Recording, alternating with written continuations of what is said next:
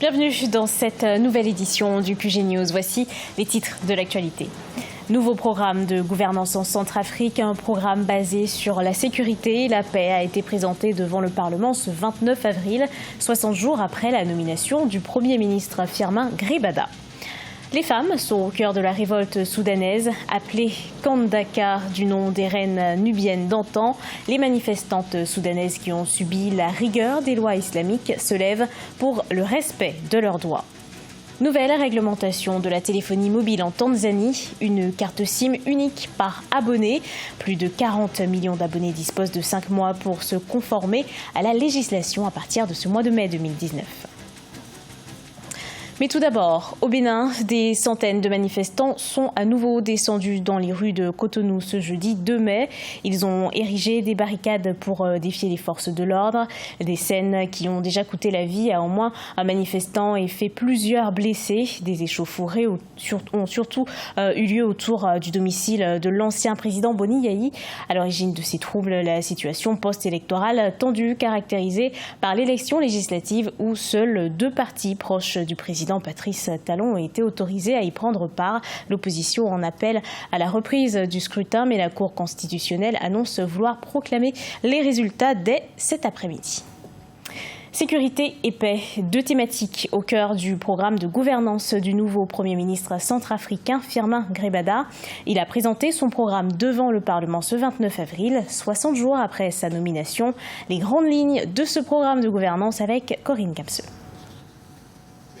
122 députés sur les 131 que compte l'Assemblée nationale centrafricaine ont voté pour l'adoption du programme de gouvernance présenté ce 29 avril par le tout nouveau Premier ministre Firmin Gribada. Ce programme porte prioritairement sur la sécurité, la paix, la cohésion sociale, avec un accent particulier sur la mise en œuvre de l'accord politique de paix et de réconciliation négocié à Khartoum et signé le 26 février à Bangui entre le gouvernement et 14 groupes rebelles. Nous allons accélérer le processus de désarmement, démobilisation et réintégration. Nous allons aussi travailler très rapidement à la mise en place des unités spéciales mixtes. Le nouveau programme de gouvernance prévoit également la relance économique du pays qui passe nécessairement par un retour à une paix durable. Il a toutefois été reproché au Premier ministre d'avoir occulté les problèmes primaires auxquels sont confrontées les populations, comme l'accès à l'eau potable, à l'électricité, l'inflation des prix des produits de première nécessité et même les arriérés de salaire qui touchent de nombreux fonctionnaires. Tout cela est dû par la mauvaise gouvernance.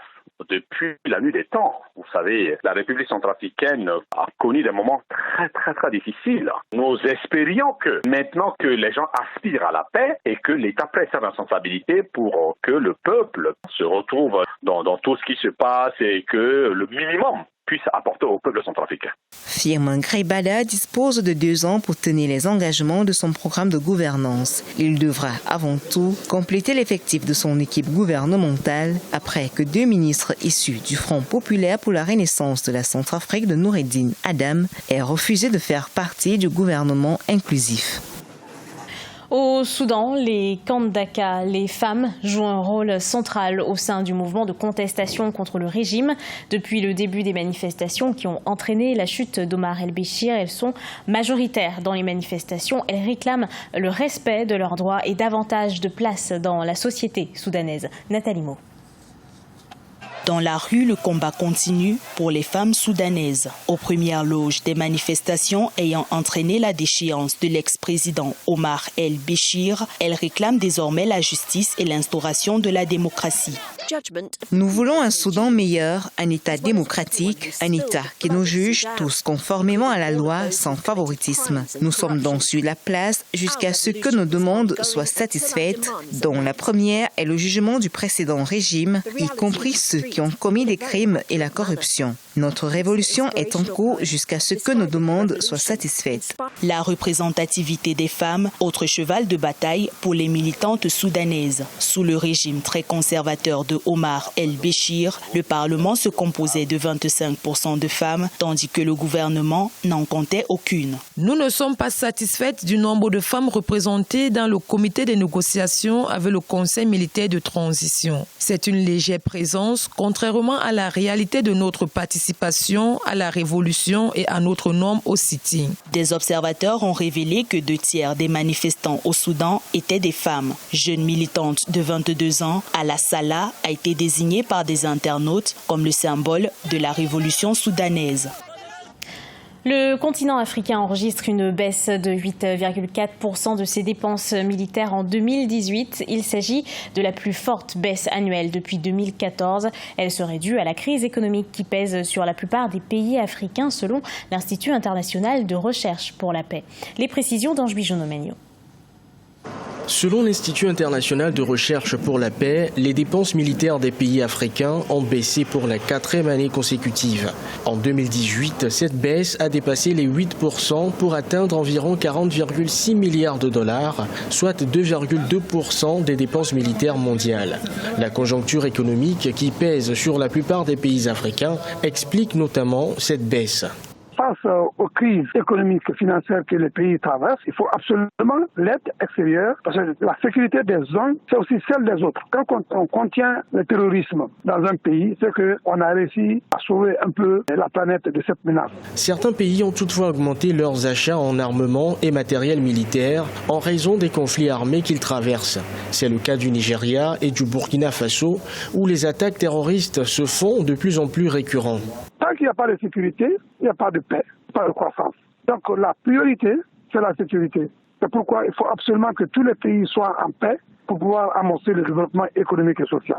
La chute des prix du pétrole, qui représente la manne financière de plusieurs pays d'Afrique, a eu un impact considérable sur les finances nationales et par conséquent sur les dépenses militaires globales de la région. Ainsi, après la chute des cours internationaux du pétrole à la fin de 2014, les dépenses militaires des pays d'Afrique subsaharienne ont chuté de 3,2 milliards de dollars pour atteindre 19,6 milliards en 2017.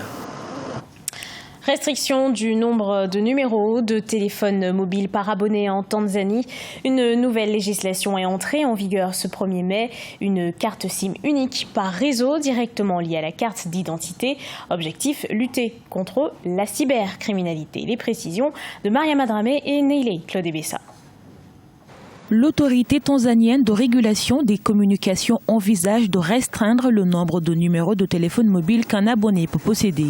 Désormais, chaque abonné disposera d'une carte SIM par réseau, une nouvelle disposition qui intervient au moment où les autorités tanzaniennes ambitionnent de renforcer la sécurité dans le pays et de maîtriser la cybercriminalité.